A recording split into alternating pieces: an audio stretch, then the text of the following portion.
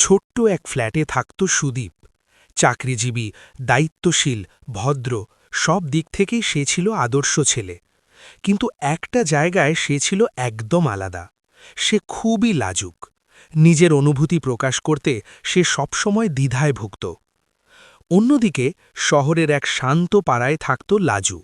তার আসল নাম লাজবন্তী, কিন্তু সবাই তাকে লাজু বলেই ডাকত।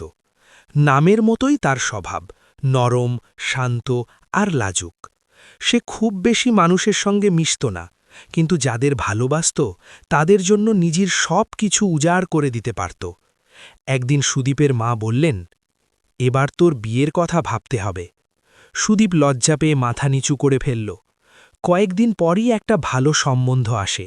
মেয়ের নাম লাজু। পরিবার ঠিক করল কোণে দেখা হবে। সেদিন বিকেলে সুদীপরা লাজুদের বাড়িতে গেল। ঘরের ভেতর সাজানো গোছানো পরিবেশ, সবাই অপেক্ষা করছে কোণে আসবে বলে। হঠাৎ দরজার কাছে পায়ের শব্দ। লাজু ধীরে ধীরে ঘরে ঢুকল। সে লাল হালকা শাড়ি পরেছিল, মাথায় ওড়না, মুখটা নিচু, চোখে লাজুক ভাব। ঠিক তখনই জানালা দিয়ে সূর্যের আলো এসে তার মুখে পড়ে। সেই আলোয় লাজুকে যেন স্বপ্নের মতো লাগছিল। সুদীপ তাকিয়ে রইল।